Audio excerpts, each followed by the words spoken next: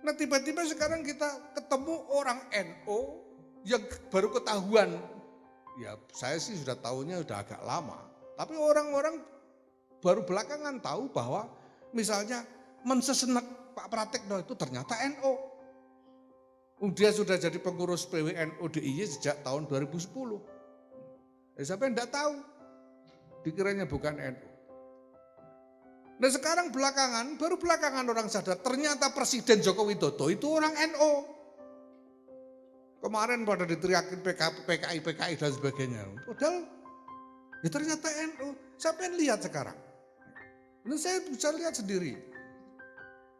Bahwa ini Pak Jokowi ini dia berpikir seperti orang NU dan memikirkan NU. Berpikir seperti orang NU itu kalau sudah punya mau dan dia yakin bahwa yang dimaui ini memang sesuatu yang maslahat, ya dia tidak peduli apa kata orang. Lihat Gus Dur itu. Gus Dur dikatain orang ngapa aja tidak peduli. Dikatain Yahudi, dikatain buta mata, buta hati dan lain sebagainya. Tidak peduli. Pokoknya kalau sudah punya akad dengan Allah Subhanahu wa taala, ya makhluk itu sudah tidak dipikir. Kalau sudah Allahumma anta rabbi wa ana abduka wa ana ala ahdika wa wa'dika mastata'tu, ya sudah, makhluk itu sudah tidak dipikir. Ini sama lah kira-kira. Pak Jokowi kan sama juga. Bagaimana Pak Jokowi dulu ngotot bikin agenda infrastruktur. Kita tahu bagaimana orang menentang. Ngotot bikin agenda Omnibus Law. Sampai hari ini kita tahu bagaimana orang menentang. Dan lain sebagainya, orang tidak peduli. Menurut saya ini salah satu tanda cara berpikir NU. Kalau yakin sudah yang mau dilakukan benar, ya sudah, apa kata makhluk, biar makhluk urusannya. Dan Pak Jokowi memikirkan NU. Sudah jelas.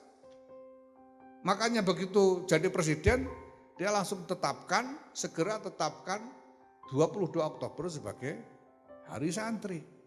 Lah kalau bukan mikirkan NU, mikir apa? Berpuluh-puluh tahun orang tidak mau peduli dengan resolusi jihad. Tiba-tiba sekarang ada Presiden Joko Widodo menjadikan momentum resolusi jihad itu sebagai Hari Santri. Sebagai hari besar nasional. Dan begitu seterusnya sampai sekarang. Yang terakhir kemarin itu Pak Jokowi bertemu dengan Muhammad bin Zayed di Abu Dhabi baru beberapa minggu yang lalu. Dan belum minta kerjasama prioritas 3 hal yang beliau sebut. Yang pertama beliau minta prioritas adalah kerjasama untuk realisasi IKN di Kalimantan Timur.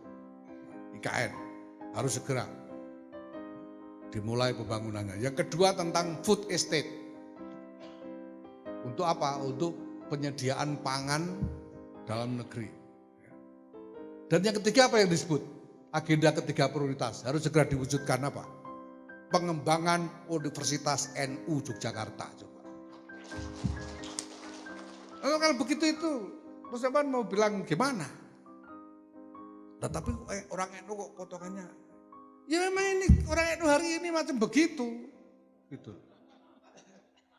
Nah, sekarang ini banyak ini orang yang dulu nggak ada potongan begini-begini NU ini. Sekarang tiba-tiba ada begini.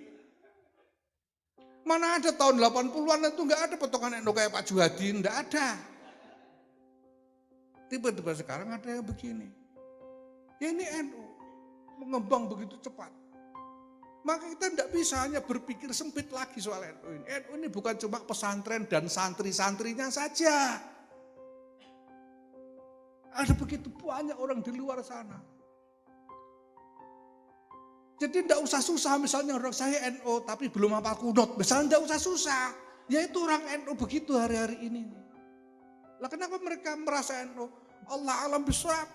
Itu barokahnya Nahdlatul Ulama.